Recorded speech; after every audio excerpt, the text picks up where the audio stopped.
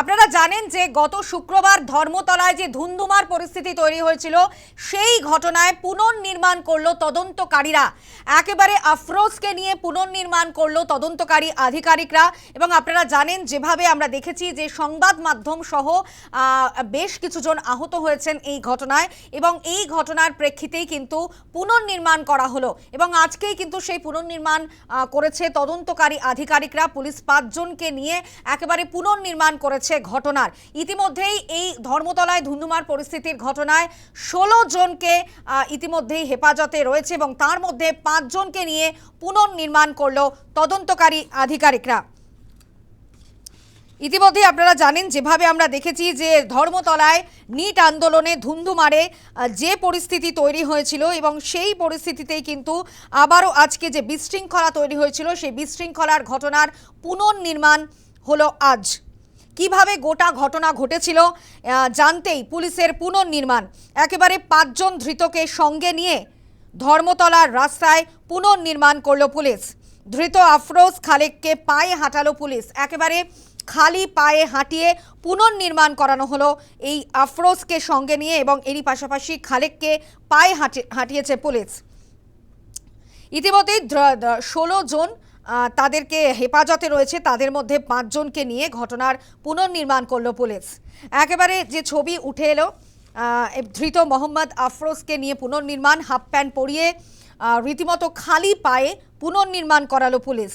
যে আফরোজকে দেখা গিয়েছিল পুলিশের ওপর আক্রমণ করতে এবং যার সঙ্গে তৃণমূল নেতাদের ছবিও দেখা গিয়েছে, সেই আফরোজকে ইতিমধ্যেই হাফ প্যান্ট পরিয়ে খালি পায়ে পুনর্নির্মাণ করলো পুলিশ।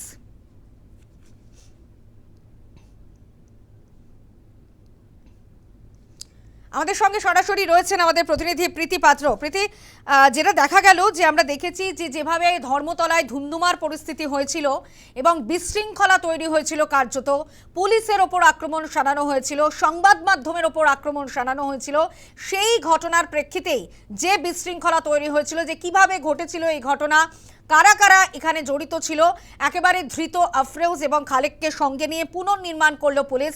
16 জন হেফাজতে রয়েছে, তাদের মধ্যে 5 জনকে নিয়ে পুনর্নির্মাণের ছবি সামনে এলো।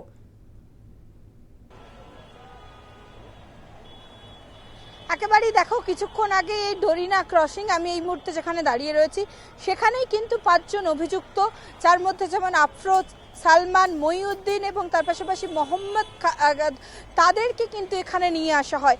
এক এক করে 5 জনকে তাদেরকে বাইরে নিয়ে যাওয়া হয়। একেবারে গোটা বিষয়টি রিকনস্ট্রাকশন অর্থাৎ পুনর্নির্মাণ করা হয়। সেদিনে কোথায় তারা ছিলেন, সাংবাদিক বা পুলিশের ওপর তারা কেন আক্রমণ করলেন, কিভাবে আক্রমণ করলেন, কোনো পরিকল্পনা আগে থেকে ছিল কিনা, এই গোটা বিষয়টি কিন্তু এদিন পুনর্নির্মাণ করে জানার চেষ্টা করেন পুলিশ আধিকারিকরা।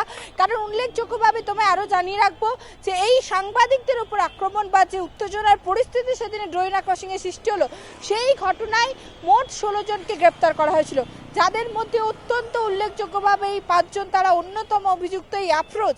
আমরা জানি যার সঙ্গে আমরা তৃণমূল বিধায়কের ছবি দেখেছি, তার পাশাপাশি কিন্তু একটি সংগঠনের সঙ্গে তারা যুক্ত রয়েছে, সেই তথ্যও কিন্তু ইতিমধ্যেই সামনে এসেছে। এবং যেখানে তারা তৃণমূল করতেন সেখানে এই বাম ছাত্র সংগঠনের মিছিলে তারা কি করছিলেন, এবং তাদের মধ্যে কেউই স্টুডেন্ট না, কারণ প্রত্যেকেরই বয়স কিন্তু 30-এরও বেশি। সেক্ষেত্রে কোনো কলেজে পড়ে না, তারা কোনো নিট পরীক্ষাও দেয়নি। ফলে স্বাভাবিকভাবেই ওই দিন মিছিলে তারা কি করছিলেন এবং হঠাৎ করে সংবাদ মাধ্যমের উপর কেন আক্রমণ করলেন বা পুলিশের উপর কেন আক্রমণ করা হলো, এই প্রশ্নের উত্তর খুঁজতেই, অর্থাৎ গোটা বিষয়টি পরিকল্পনা মাফিক কিনা।